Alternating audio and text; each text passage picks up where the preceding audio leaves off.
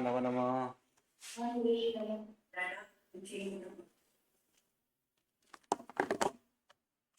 तो हमने इसके पहले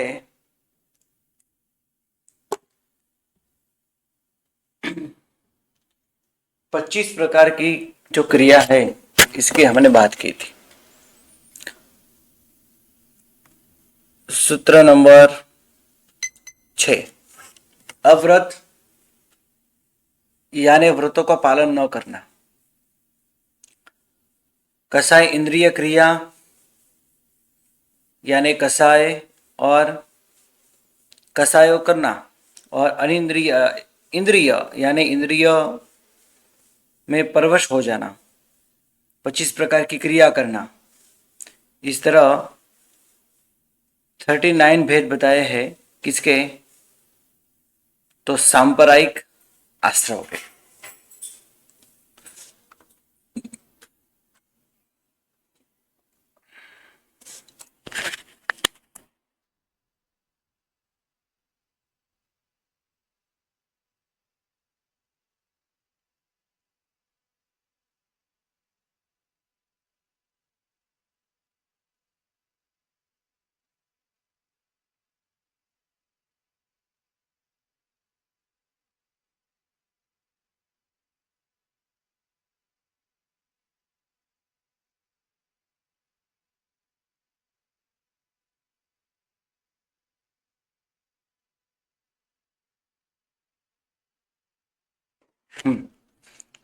तो इस तरह छठे सूत्र के अंदर सांप्रदायिक आश्रव की बात की।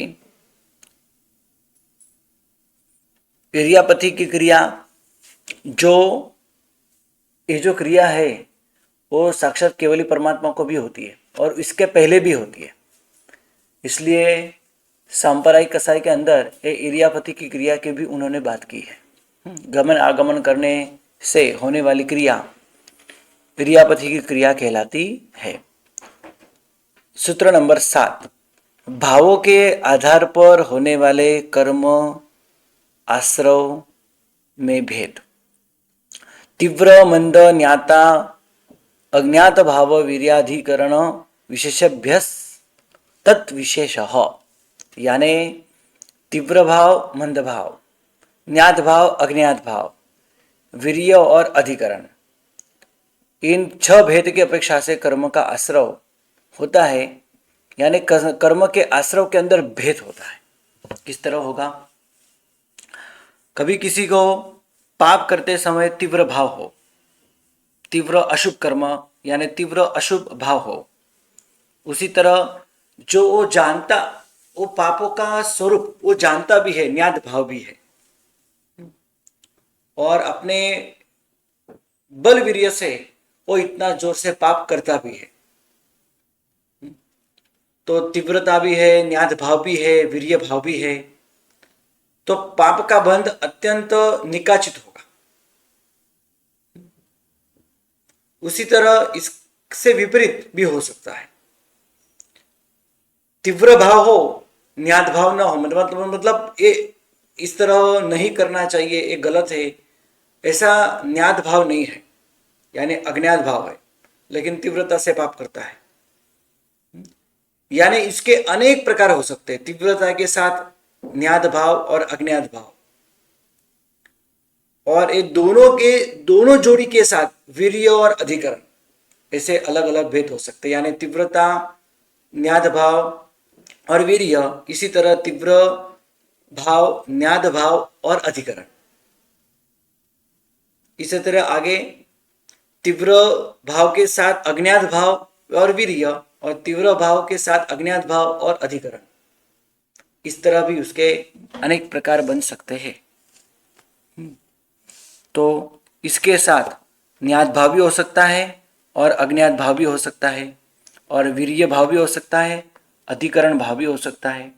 मंद भाव के साथ ज्ञात भाव, अज्ञात भाव, वीर्य भाव और अधिकरण, इस तरह अलग अलग भाव होने के कारण कर्म के आश्रव के अंदर भी अनेक प्रकार के भेद होते हैं। तीव्र भाव और मंद भाव समझाते हैं सबसे पहले। पुण्य अथवा पाप की प्रवृत्ति एक समान होने पर भी उस क्रिया के अंदर शुभ और अशुभ भावों की तीव्रता और मंदता पुण्य बंध और पाप बंध में भिन्नता पैदा करती है। तीव्र भाव अर्थात क्रिया को करते समय अधिक परिणाम और मंद भाव यानी क्रिया को करते समय अल्प परिणाम। तीव्र भाव अधिक कर्मबंध का कारण है और मंद भाव अल्प कर्मबंध का कारण है। जैसे संसार में रहने वाली सम्यक दृष्टि आत्मा संसार में रहते हुए भी संसार पोषक प्रवृत्ति पर भी उसमें तीव्र भाव तीव्र परिणाम के अभाव में अल्प कर्मबंध होता है, जबकि मिथ्या दृष्टि आत्मा को तीव्र परिणाम के कारण अधिक कर्मबंध होता है। नीचे दृष्टांत भी दिया है। कोई व्यापारी मात्र पेट भरने हेतु व्यापार करता है और कोई लोभ कसाय से अभिभूत बनकर अपार संपत्ति होने पर भी व्यापार करता है। दोनों की क्रिया एक समान होने पर भी पहले व्यक्ति को मंद भाव के कारण अल्प कर्म का बंध है और दूसरे व्यक्ति को तीव्र भाव होने के कारण अधिक कर्म का बंध होता है। इसी तरह देव गुरु और धर्म की भक्ति में तीव्र भाव होने के कारण पुण्य बंध अधिक होता है और मंद भाव होने के कारण पुण्य बंध अल्प होता है। ज्ञात भाव और अज्ञात भाव। कर्म के बंध में ज्ञात भी महत्वपूर्ण कारण है। ज्ञात यानी जानना यानी ज्ञान होना। प्रवृत्ति एक समान होने पर भी पुण्य या पाप की प्रवृत्ति करते समय वह क्रिया ज्ञात भाव से कर रहे हैं या अज्ञात भाव से कर रहे हैं, यानी विधि की जानकारी है या नहीं है, इसके ऊपर भी एक कर्मबंध डिपेंड रहता है। उसके अनुसार पुण्य और पाप बंध होता है। ज्ञात भाव अर्थात जानबूझकर इरादे से उद्देश्य पूर्वक आश्रव की क्रिया करना और अज्ञात भाव यानी इससे विपरीत। जैसे शिकारी शिकार करने के लिए शस्त्र फेंकता है, जबकि कोई व्यक्ति कुतूहल से शस्त्र फेंकता है, तो फेंकने की क्रिया समान है। एक जानबूझ के दोनों कर रहे हैं, लेकिन एक में ज्ञात भाव है, एक में अज्ञात भाव है। जिसके लिखा है कि जिससे बीच में आने की किसी निर्दोष प्राणी की हत्या हो जाती है, तो दोनों के शस्त्र में फेंकने की क्रिया एक समान होने पर भी शिकारी शिकार करने के भाव से यानी जानबूझकर शस्त्र फेंकता है, जबकि दूसरा भी व्यक्ति कुतूहल की वृत्ति से शस्त्र फेंकता है, मारने की दृष्टि से नहीं। अतः शिकारी को अधिक कर्मबंध का आश्रय है और जबकि दूसरे अज्ञानता से अल्प कर्म का आश्रय है। वीर्य और अधिकरण। जीवात्मा को वीर्यांतराय कर्म के क्षयक्षम से जो शक्ति प्राप्ति होती है उसे वीर्य कहते हैं। जिनकी जितनी वीर्य शक्ति अधिक होगी उतना परिणाम भी तीव्र होगा, जिससे कर्म का आश्रय अधिक होगा, और जितनी वीर्य शक्ति कम होगी उतना परिणाम आदि अल्प है और कर्म का भी आश्रय अल्प होगा। इसी के कारण पहले संघयन वाली आत्मा शुभ भाव एवं साधना के कारण द्वारा कर्म क्षय करके मोक्ष प्राप्त कर सकती है। अशुभ भावों के कारण 7वीं नरक में भी हो जा सकती है। दूसरे संघयन वाली आत्मा 12वें देवलोक तक और नीचे 6ठी नरक तक, तीसरे संघयन वाली आत्मा 10वें देवलोक तक, नीचे 5वीं नरक तक, चौथी संघयन वाली आत्मा जो है 8वें देवलोक तक और चौथी नरक तक, 5वें संघयन वाली है वो 6ठे देवलोक तक और तीसरी नरक तक, 6ठे संघयन वाली आत्मा 4थे देवलोक तक और नीचे दूसरी नरक तक जो जा सकती है। संघयन का वर्णन 8वें अध्याय के अंदर आपको आगे आने वाला है। महाविद्य क्षेत्र में एवं भरत और ऐरावत क्षेत्र में भी चौथे आर्य के अंदर उत्पन्न होने वाले मनुष्य में भी मोक्ष में जाने की योग्यता होती है, तो 7वीं नरक में भी हो जा सकते हैं। अधिक कर्म बंद करके और कर्म का क्षय करके वो मोक्ष में भी जा सकते हैं। अधिकरण भाव। अधिकरण अर्थात क्रिया करने का साधन। पाप के बंधन में शारीरिक शक्ति का साथ अधिकरण की शक्ति भी आधार रखती है। अधिकरण के बल पर कर्म का बंध अधिक या अल्प भी हो सकता है। जैसे तीक्ष्ण धार वाली तलवार, खिलौने में खेलने योग्य तलवार, सामान्य से अधिकरण जितना अधिक मजबूत होगा उसके अनुसार भाव में तीव्रता और मंदता भी आएगी। जो कर्म के आश्रव में कारण बनता है, जैसे दृढ़ प्रहारी का शस्त्र इतना तीक्ष्ण था कि उसके प्रहार की शक्ति और भावों में तीव्रता बढ़ती थी, परंतु इसमें एकांत नहीं है, क्योंकि तंदुलीय मत्स्य के पास शस्त्र न होने पर भी वह मानसिक पापों के कारण मरकर सातवीं नरक में भी चला जाता है। इस तरह ये 6 कारण के कारणों से कर्म बंध भी 6 प्रकार के हो सकते हैं।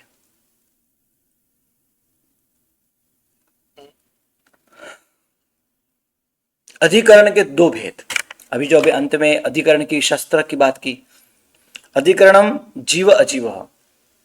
अधिकरण के 2 भेद है, जीव अधिकरण और अजीव अधिकरण, जिससे आत्मा नरक आदि दुर्गति का अधिकारी बनती है। अर्थात जो आत्मा दीर्घकाल तक नरक आदि दुर्गति में आत्मा के बंधे रखता है, उसे अधिकरण कहते हैं। और अधिकरण के इस तरह 2 भेद शास्त्र के अंदर बताए, जीव अधिकरण और अजीव अधिकरण। केवल जीव से या केवल अजीव से कर्म का आश्रव नहीं हो सकता, उससे जीव आश्रव का कर्ता होने से मुख्य अधिकरण है, और अजीव उसका सहायक होने से वो गौण अधिकरण है। जीव अधिकरण और अजीव अधिकरण प्रत्येक के 2 है प्रकार। द्रव्य अधिकरण और भाव अधिकरण। द्रव्य अधिकरण छेदन, भेदन आदि है, जिसके 10 प्रकार शस्त्र, अग्नि, विष, स्नेह, अम्ल, क्षार, नमक, दुष्प्रयुक्त मन, दुष्प्रयुक्त वचन और दुष्प्रयुक्त काया। आत्मा के तीव्र आदि परिणाम भाव अधिकरण है। भाव अधिकरण के 108 भेद आगे के सूत्र के अंदर बताए हैं। जीव अधिकरण के अंदर 108 भेद, क्योंकि इसी के कारण भी अजीव अधिकरण से भी मन के परिणाम के अंदर अंतर पड़ता है, राइट। और जीव अधिकरण के 108 प्रकार भी बताए हैं। आद्यम संरंभ समारंभा रंभ योग कृत कारिता नुमत कसाय विशेष स्त्री स्त्री स्त्री चतुश्चैकश।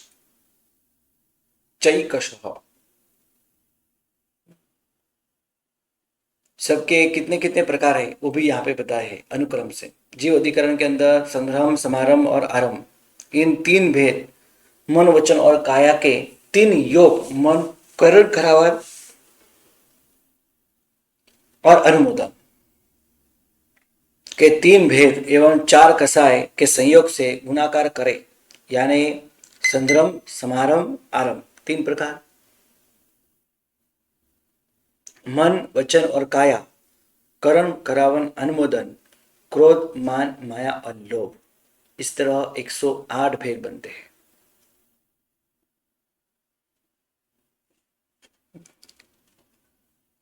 ये भावाधिकरण की बात है। भावाधिकरण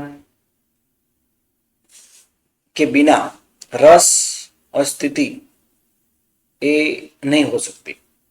भावाधिकरण इससे अंदर जुड़ता है तो अवश्य कर्म की स्थिति, रस, ये सब कुछ बढ़ता है। बराबर है।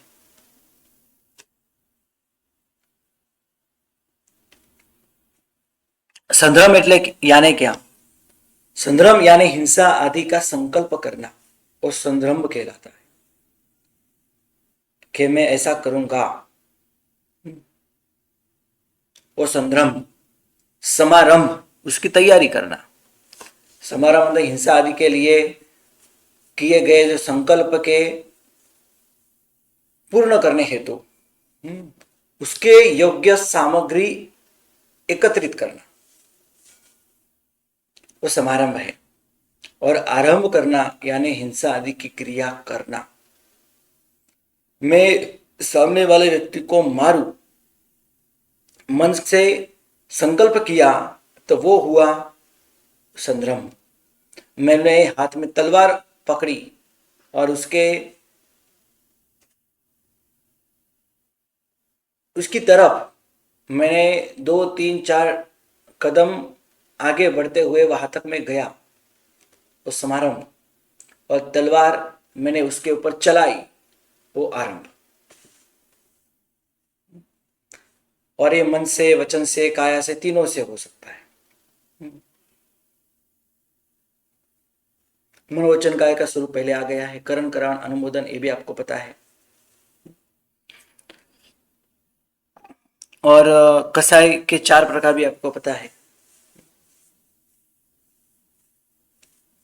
क्रोध, मान, माया और लोभ। इस तरह भाव अधिकरण के कारण भी कर्मबंध जबरदस्त हो सकता है। सामान्य से पहले 6 प्रकार के कर्मबंध आश्रव के, उसके अंदर भेद क्यों होता है? तीव्रता, मंदता, ज्ञात भाव, ज्ञान, अज्ञान और वीर्य और अधिकरण के कारण। वीर्य यानी आत्मा की शक्ति, जो हम शरीर के माध्यम से उसका उपयोग करते हैं। और ऐसा ही उपयोग नहीं करते, कभी कभी कोई अधिकरण भी हम साथ में लेते हैं। तो अधिकरण 2 प्रकार के बताए, द्रव्य और भाव। शस्त्र, अग्नि, ये सब जो बताए वो द्रव्य अधिकरण है, इससे मारना किसी को, तो वो द्रव्य अधिकरण है। और शरीर के शक्ति के साथ प्रयत्न करना, और उसके साथ मन से, वचन से या काया से करना, कराना, उसकी अनुमोदना करना, और वो भी संभ्रम, समारंभ और आरंभ के साथ। कभी किसी क्रोध से या मान से या कोई माया से या फिर कोई लोभ से ऐसी प्रवृत्ति करना, वो सब यहाँ पे इस तरह जीव और अजीव, और जीव के यहाँ पे ऊपर बताए हैं 10 प्रकार। और भाव यानी भाव अधिकरण के इस तरह 108 प्रकार बताए। और इसके बाद अभी बताते हैं अजीव अधिकरण के भेद।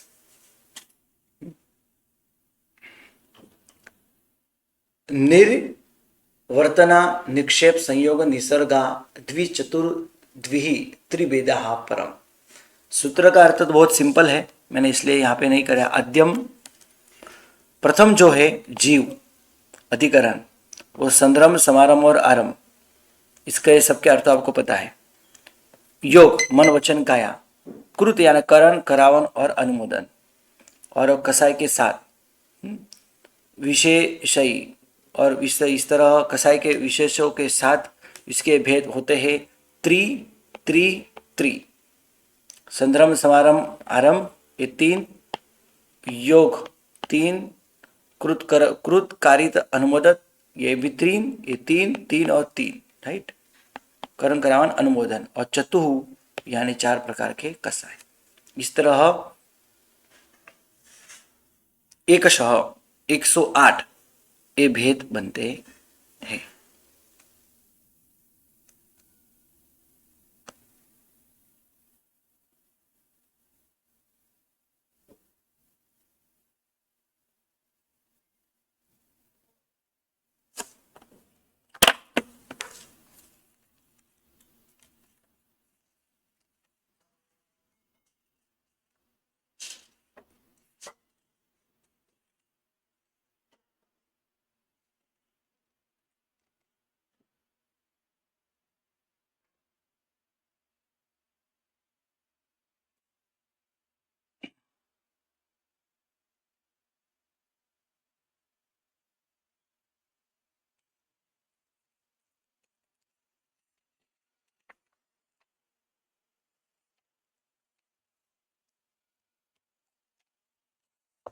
ओके,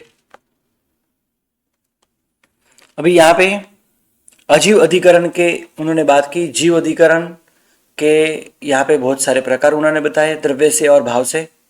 द्रव्य से 10 और भाव से 108।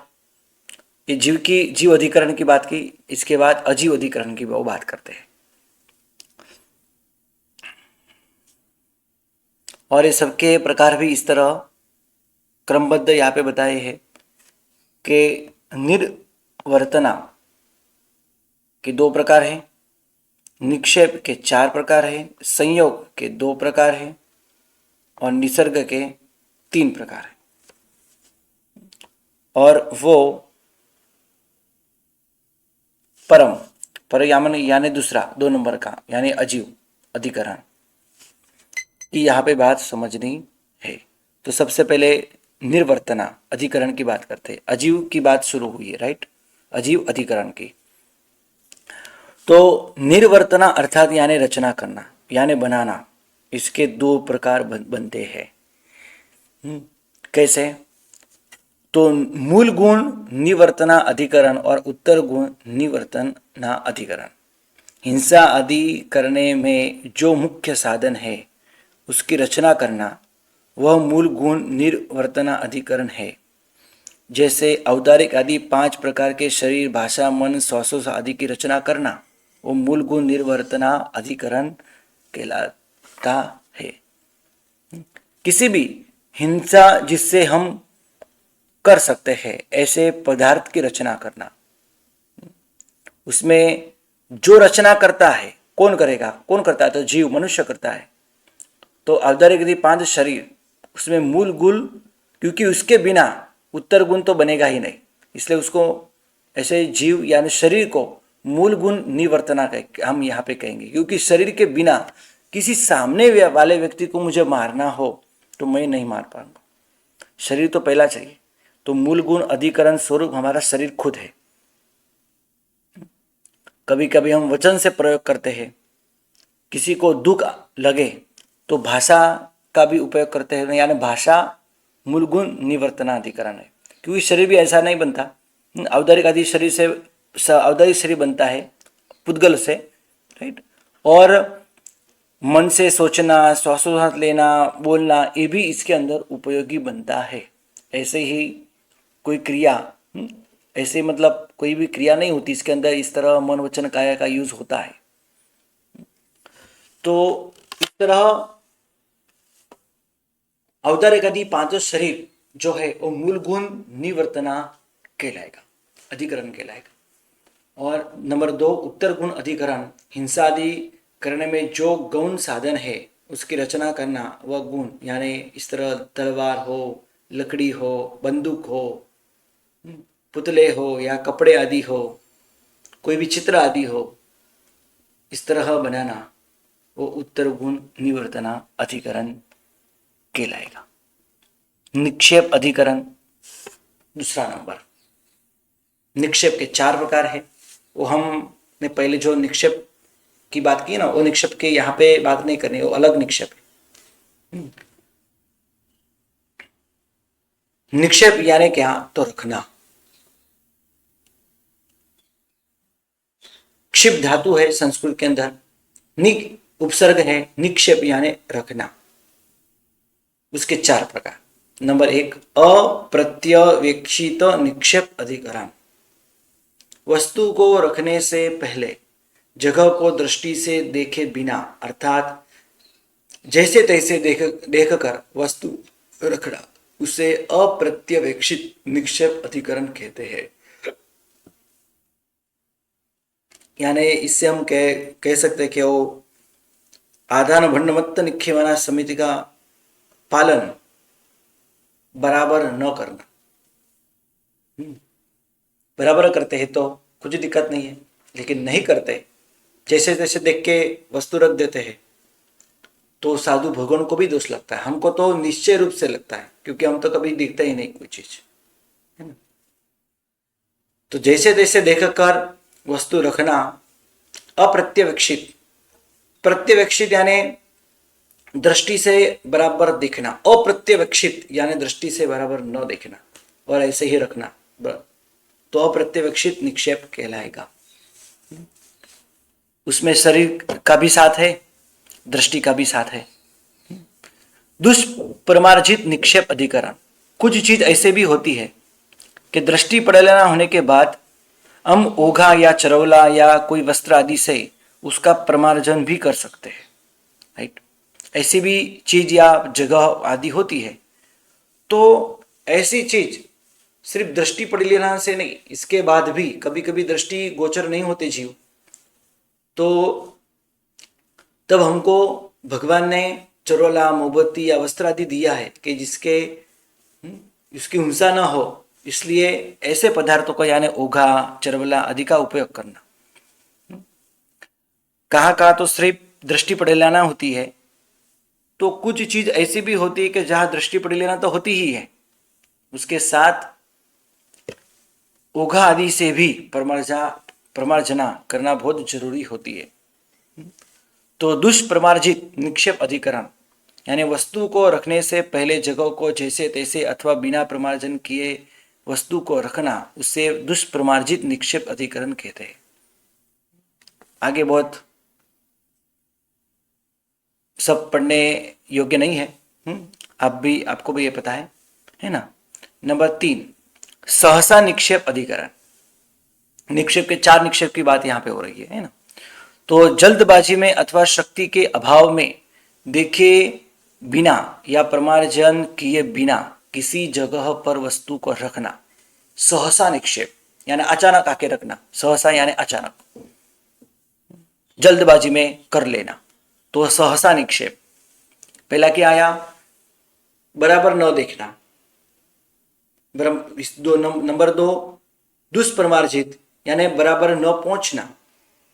नंबर 3, अचानक यानी सहसा निक्षेप यानी रख देना। और नंबर 4, अनाभोग निक्षेप, ज्ञानी न होना या फिर ज्ञान हो तो उसका उपयोग न होना। अनाभोग निक्षेप, भूल जाने से उपयोग के अभाव में देखे बिना या प्रमार्जन किए बिना किसी जगह पर वस्तु को रखना। अभी ऊपर देखो, सहसा निक्षेप के अंदर उन्होंने बहुत फास्ट क्रिया की है, जो भी करना है उन्होंने बहुत फास्ट कर लिया है, तो सहसा निक्षेप के दोष यहाँ पे लगेगा। और अनाभोग के अंदर तो देखा ही नहीं, भूल ही गए और रख दिया, तो अनाभोग निक्षेप। पहले से दूसरे में, दूसरे से तीसरे में, तीसरे से चौथे के अंदर ज्यादा से ज्यादा पाप कर्म का बंध है।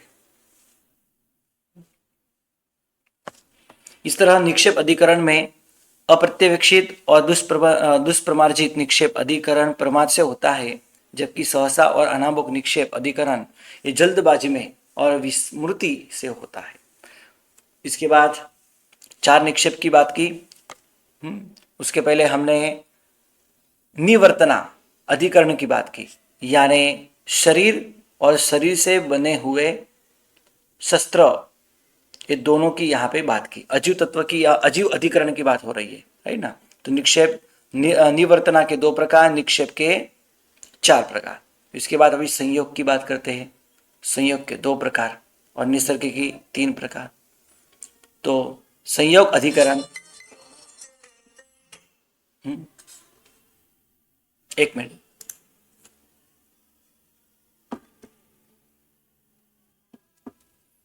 बोलो।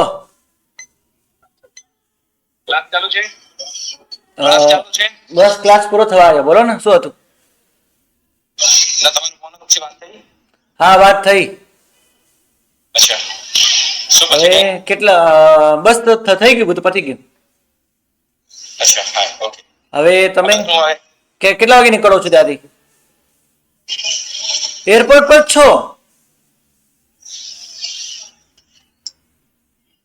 एयरपोर्ट पर छो? Railway station. हाँ, રેલવે સ્ટેશન। रेलवे स्टेशन तो हाँ आटલું અહીંયાથી નાયરોબી। અહીંયાથી નાયરોબી। બરાબર બરાબર બરાબર છે। તો અત્યારે વાઈફાઈ પકડાય છે? ના, ઠીક ઠીક। અને મેં એને કીધું છે કે પહેલા તમે જોઈ લો કે ગાડી આવવાની હોય તો મને કહેજો એ પ્રમાણે, તો પછી હું આવું। તો પછી આવતીકાલે શું કરું? પછી લેવા આવું તમને કે શું કરું? ના, પરમ દિવસે ગાડી મળી જાય એમ છે ને, તો પછી તમે સાથે જાઓ। સાથે એટલે? ના, એટલે તો પછી સાથે જઈશું એમ, પછી પાનપુરી।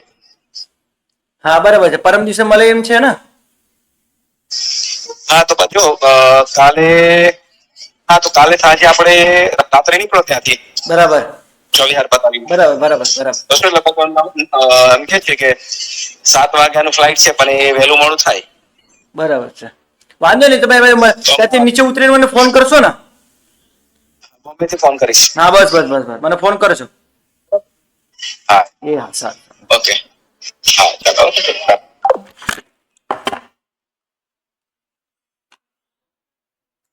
चलो अभी इसके बाद संयोग अधिकरण की बात करते हैं. संयोग अर्थात दो या दो से अधिक वस्तु को जोड़ना, एकत्रित करना, मिलाना, उसके दो भेद बनते हैं. अभी ये इसको समझने से पहले आपने शायद ये सुना होगा. मैं इसके पहले एक बात आपको करता हूँ. आपने ये सुना होगा है ना, जैसे कंप्यूटर आदि हो या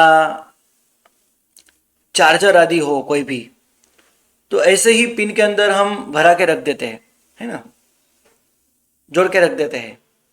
ये भी एक पाप का अधिकरण है. दो चीज को हमने मिला के रख दिया, तो वो क्या है? संयोग अधिकरण. पहले से ही हमने तैयारी करके रखी, बस जब जरूर हो तब सिर्फ बटन शुरू कर देना है. सब निकाल के व्यवस्थित न रखना, तो ये भी क्या बनता है? पाप अधिकरण, यानी संयोग अधिकरण, अजीव अधिकरण. इससे भी पाप का बन होता है.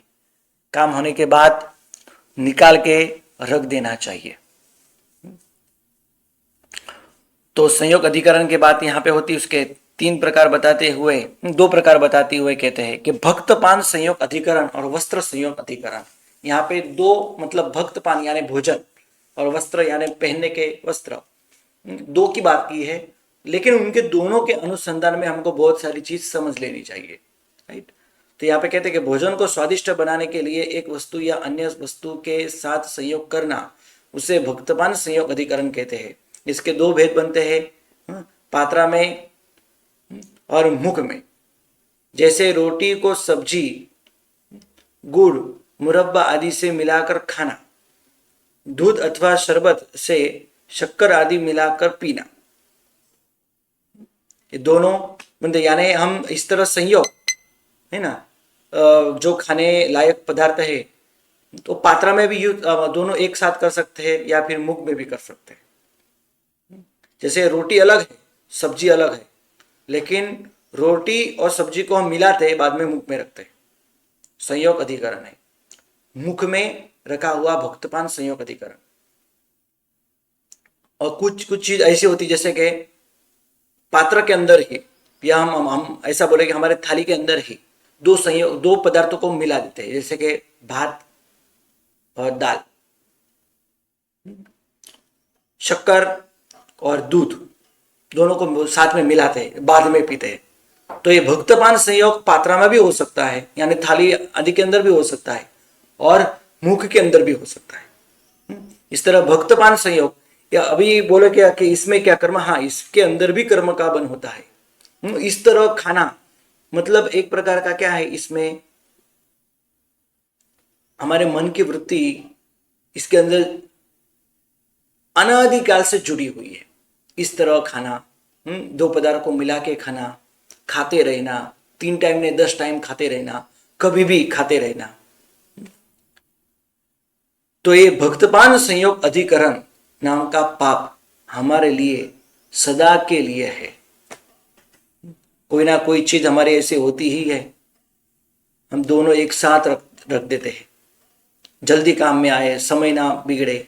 लेकिन इसके अंदर समय बिगड़े या ना बिगड़े 2 नंबर की बात है, यानी इसके अंदर हमारा कर्म बन तो 100% है, कर्म बन तो होगा ही. तो भक्तपान संयोग अधिकरण 2 प्रकार के पात्र में और मुख में. और वस्त्र संयोग अधिकरण वेशभूषा आदि से अपनी शोभा करने के लिए 2 नए वस्त्र आदि का संयोग करना, उसे वस्त्र संयोग अधिकरण कहते हैं. जैसे एक वस्त्र पुराना हो और दूसरा नया हो, तो पुराने को बदलकर नया पहनना आदि.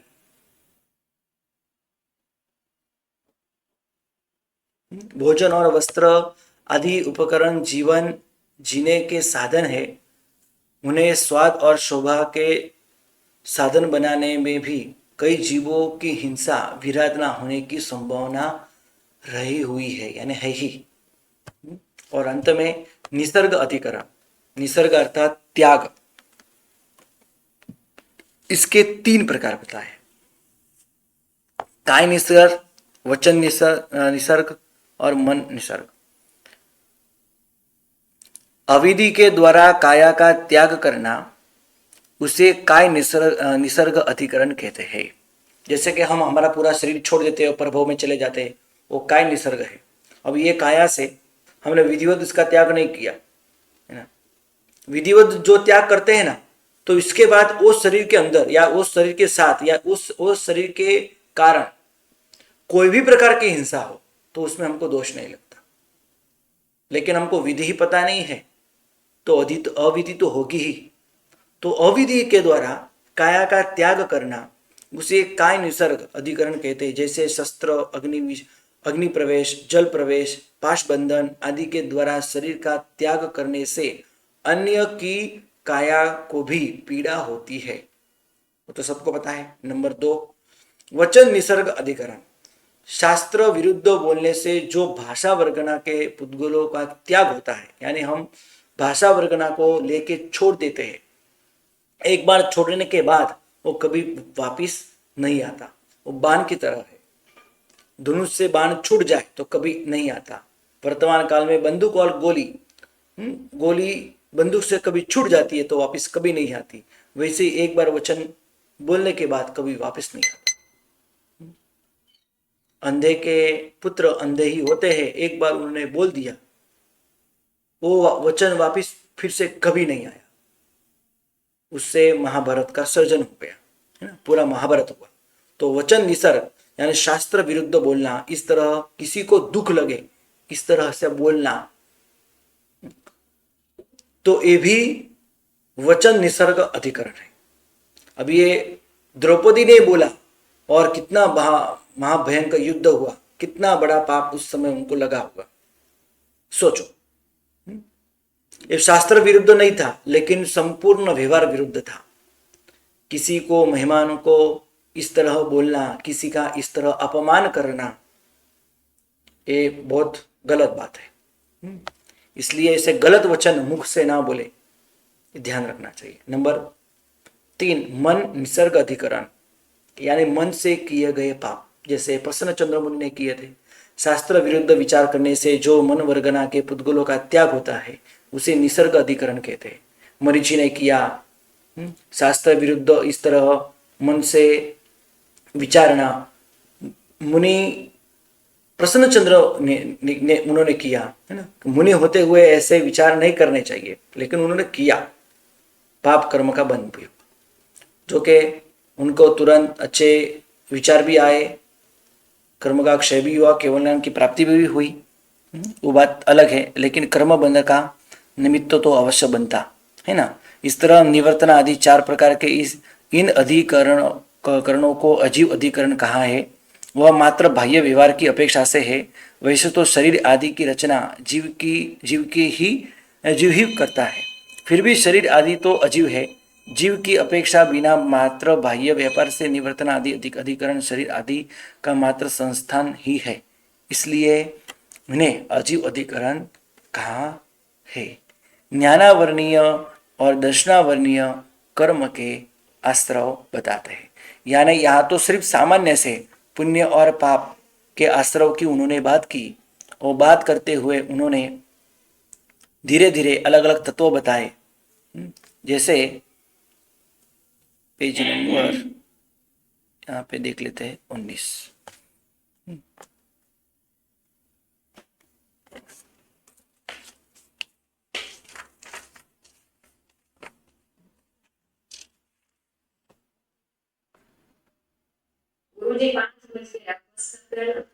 बस हो गया।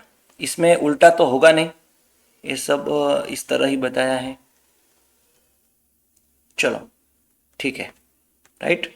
जो मैंने आज पढ़ाया इसके ऊपर चिंतन करो। चिंतन करोगे तो हमको पता चलेगा कि हमारे जीवन के अंदर हर एक प्रवृत्ति के अंदर पाप है, पाप की प्रवृत्ति, क्योंकि संसार ही पाप है, पूरा संसार पाप से, कर्म से भरा हुआ है। तो इस तरह हम कोई भी संसार की क्रिया करते हैं तो उसमें कम से कम दोष लगे। ये दो कम से कम दोष कब लगेगा? जब हम ये सब लिखा हुआ हम पढ़ेंगे, समझेंगे और भगवान ने जो बताया है उसका धर्म का पालन करेंगे, तो कम से कम पाप कर्म का बंध है। नमः नमः, प्रणाम।